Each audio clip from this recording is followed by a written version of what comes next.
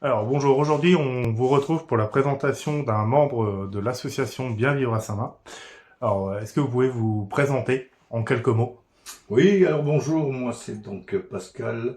Je suis à Saint-Main depuis à peu près 11 ans et demi maintenant.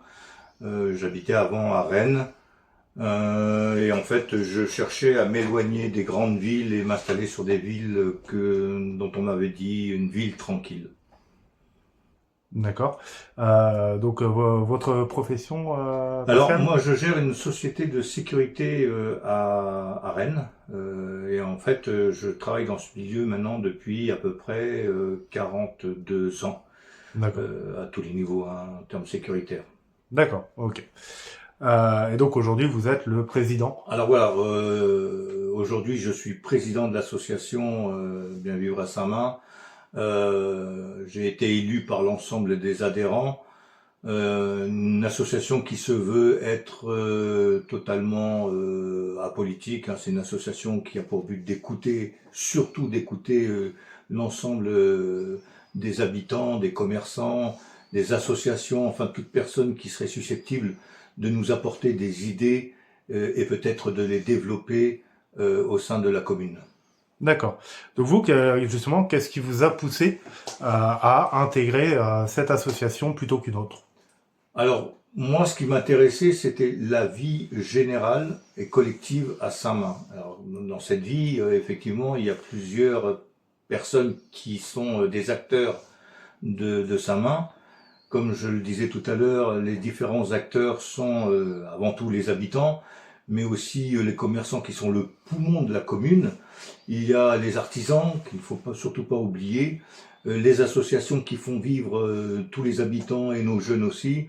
Et moi, je voulais faire partie, ne plus être un spectateur, mais plutôt un acteur dans la commune. Et donc, ce qui m'a incité à rentrer et peut-être à créer cette association suite à une conversation avec d'autres personnes. D'accord. Et donc aujourd'hui, donc l'association a été créée en 2024. Est-ce que vous avez déjà pu échanger avec des membres de l'équipe municipale sur des idées d'amélioration de la commune? Alors, nous n'avons pas encore échangé. Nous avons eu une première réunion où nous avons incité tout le monde, une réunion publique, où nous avons incité tout le monde à venir. Et bien sûr, il était normal que des représentants du conseil municipal et de la commune viennent pour pouvoir écouter et savoir ce qui se faisait et ce qui ne se faisait pas et ce qui serait à faire. Voilà, c'était vraiment un lieu d'échange. Et après cette première réunion, une analyse peut-être qui amènera certainement une deuxième réunion avec d'autres thèmes. En tout cas, c'est notre désir et pouvoir ensuite faire un ensemble une analyse complète de ce qui a été dit pour pouvoir peut-être être les intermédiaires entre tous les acteurs et les personnes qui sont aujourd'hui à la commune et à la mairie. D'accord, donc c'est devenir une force de proposition. Exactement. D'accord, ok. Et donc justement, pourquoi il vous semble important de créer en fait un lien fort avec les institutions municipales dans le cadre de vos actions? Pourquoi pour vous c'est aussi important? Je pense que aujourd'hui, et c'est un avis général, je pense qu'aujourd'hui il y a une nécessité absolue d'être écouté et que les gens sont peut-être les personnes, quelles qu'elles soient, sont peut-être un peu trop pris par leurs tâches personnelles, professionnelles, ont des activités qui ne leur permettent pas forcément d'avoir le temps de s'adresser directement à la commune, et en tout cas aux représentants de la commune.